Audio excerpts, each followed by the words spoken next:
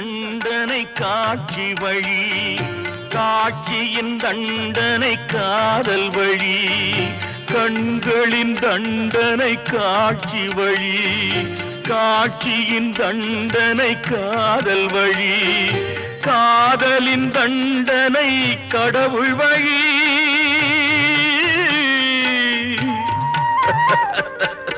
காதலின் தண்டனை கடவுள் வழி, கடவுளை தண்டிக்க என்ன வழி? இரண்டு மனம் வேண்டும்,